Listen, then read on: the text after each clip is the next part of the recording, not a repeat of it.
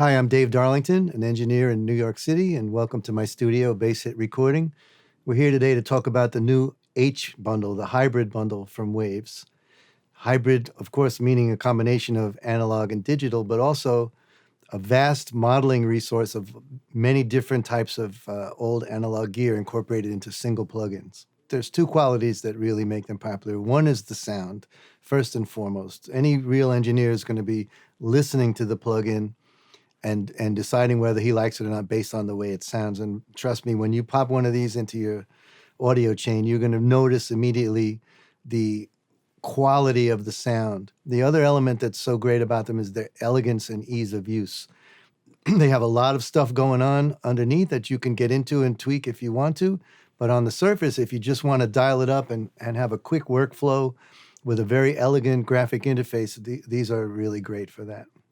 My favorite thing on H-Delay is the filter, where you can roll off the highs and roll off the lows to make it sound more analog-y and more tape-based.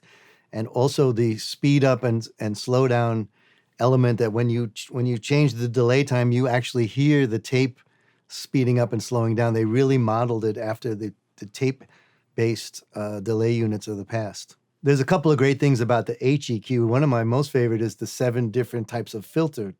We have 5 analog models and 2 digital models. And the digital one is called an asymmetric bell filter, where if you rotate it, the Q one way, it accents the highs and quickly rolls off towards the upper mids. And if you roll it the other way, it accents the lows and quickly rolls off towards the low mids, which is great for scooping out boominess in a bass drum at the same time accenting the fundamental, or brightening up your vocals and making them more legible about at the same time scooping out some harshness. So those are really great, and you can just scroll through them really quick and watch the curve change as it models the 5 different analog models and the 2 digital models. The second thing I really love about it is the spectrum analyzer, which has an input side and an output side, so you can see the curve before you've done anything to it, the frequency response, and you can see the frequency response post your EQ curve, so you can really see what you're actually doing to the wave and how much you're affecting it. And you can also see the points that might be problematic.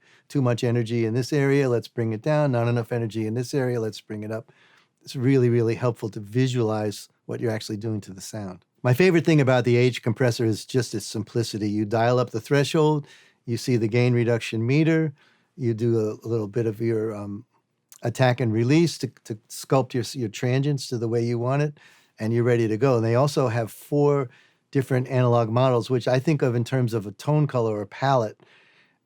They're modeling various hardware compressors, and they all have their own signature tone. So once I get the compression doing the right thing to the gain structure, then I scroll through the different analog modes to see which color might be the most workable on the particular sound that I'm using. Another great thing about the H-Comp is it's got a built-in parallel function. It's got a wet and dry mix.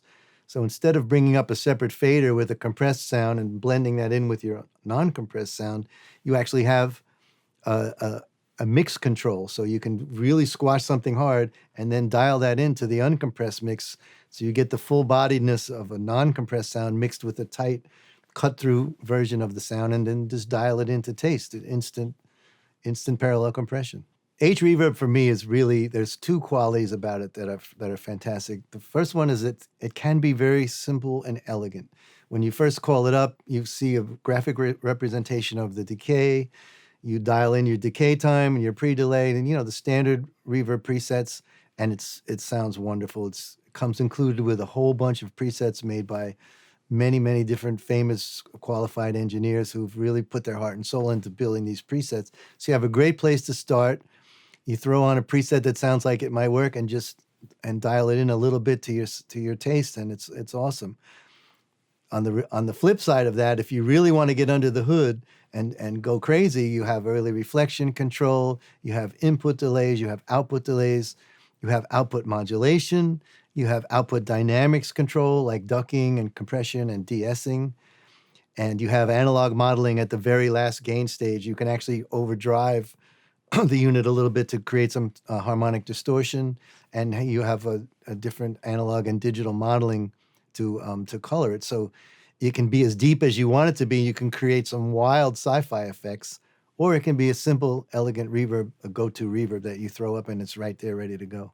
certain aspects of the hybrid bundle I would apply anywhere, for scooping out nodes in, in frequencies like in a tom tom or a kick drum, and for shining up that vocal and getting out a little bit of harshness. You can't beat the EQ.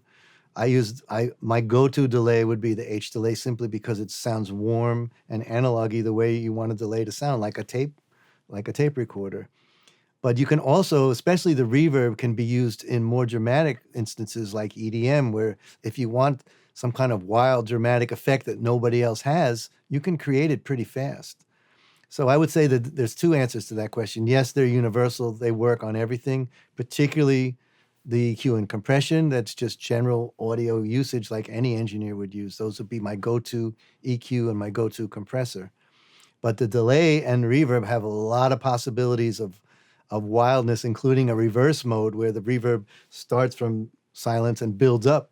So that's great for EDM drops and stuff. You can create some amazing stuff. All of these plugins have some tempo modes, including the compressor, which has a release portion that can be activated by tempo. So you can actually make them do what they do in tempo to your music, which, of course, in rhythmic based music like hip hop and EDM is super helpful, super important, keeps everything locked.